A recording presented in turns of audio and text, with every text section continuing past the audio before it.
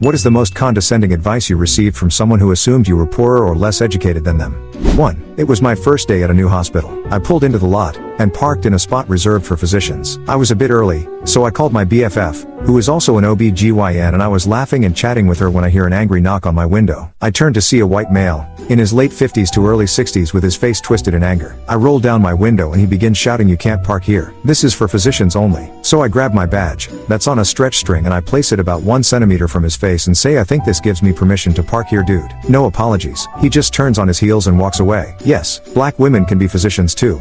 2. I was walking my dog around the marina and I was going back to my dad's boat. I saw a couple standing next to it. I walked down to the end of the dock and the guy told me only boat owners are allowed on the docks, and I have to get out. Then he turned to the woman and was telling her about the places he's been on his boat, and how he has to find someone to clean it. All this time he was pointing at my dad's boat. I was just standing there wondering what's going on. Then he told me that if I'm lucky enough I'll find a rich guy like him, and told me to go away before he called security. The woman said I'll have to find some other guy because he's taken. She made a face at me and was hugging him. I tried going around them and he asked what I'm doing. I told him I was getting on my dad's boat, and they both laughed at me. Then Ed, one of the crew, came out from the back of the boat and told me dinner is ready. I told him I'll be right up as soon as these idiots got out of my way. I stuck my tongue out at the woman and said, "He's all yours." She got mad and walked away. The guy was following her and she kept yelling at him to stay away and how he's a fake. Tom, another crew, opened the side door and asked me what's going on. I said she didn't like him as much as she thought she did. 3. I was in my classroom after my class had left for the day. They had made a bit of a mess, so after I'd tidied the place, I got out the vacuum and began to run it around the room. I wanted it to look fresh for the new teacher's aide who I was going to interview that afternoon. A young man came in,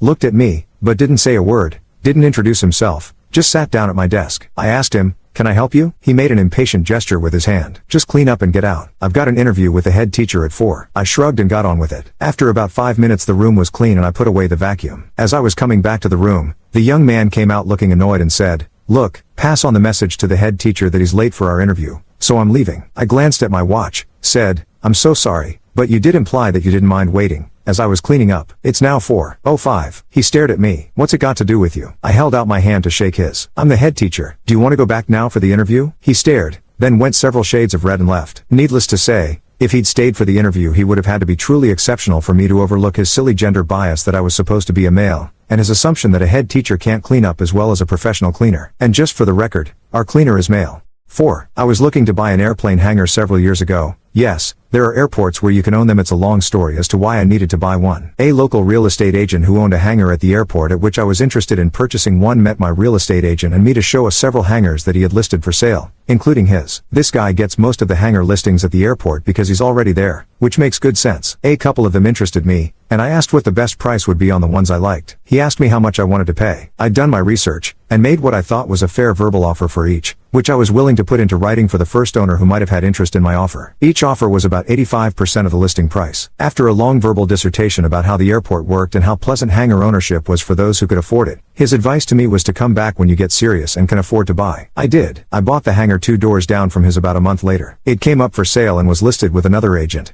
and the owner accepted my first offer. I ran into the guy while I was working at my new property a couple of weeks after closing. He remembered me and asked me if I was still thinking of buying a hangar. I told him no, I only needed one, and since I'd bought his neighbors, I was out of the market. The look on his face was priceless. 5. I once rolled up on a forklift next to a jackass in an off-the-rack suit and a 5-year-old Mercedes and asked him, nicely, to move his car because one of our incoming shipments was a mess and we needed some extra room to unload it. Guy took a look at my dirty hands and the Carhartts I was wearing and rolled his eyes. He moved, but growled that he was already late for an important meeting with my boss. He was there to sell us new enterprise software. The look on his face when I walked into our meeting 15 minutes late with the same dirty hands wearing the same Carhartts was precious, especially when my partners introduced me as the IT director. I wish I'd taken a picture. 6. I used to work in engineering, high-precision aerospace stuff. It just so happened that the majority of the people who worked there were men. In fact, I was one of only 3 women out of the 300 or so who worked there. We also all wore the same corporate clothing, which was nice because it made us feel like a team rather than managers versus shop floor. One incident stands out in my head. I was near the shop floor entrance chatting to one of the guys, when a couple from our new supplier walked in. One of them barked at me, "I've got an appointment to see the managing director," about some technical issues, whilst the other didn't even condescend to look at me. Despite his rudeness,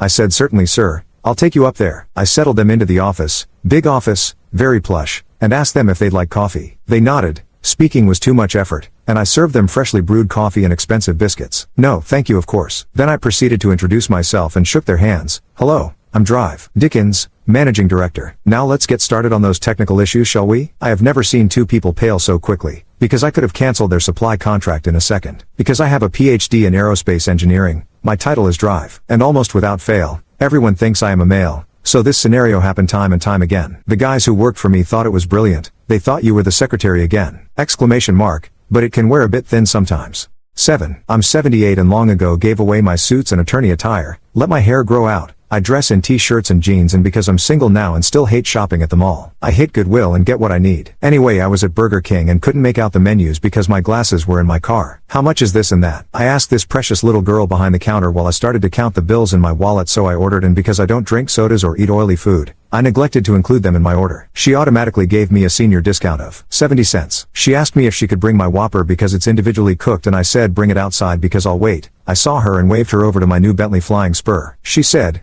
without noticing the car, that they added fries and a large Coke. Just to be nice, sir, and she went back inside. I was stunned. What a heart. I went to the ATM and took $500 out and wrote a note, and took a bag from the trash can and wrote a love note about not judging and sharing. And I took her hand and made her take it. And then I demanded she ring me up for the Coke and fries. She broke down like teenage girls do. I explained to her manager that she thought I was a hungry old bum, and she wanted to feed me. And I left.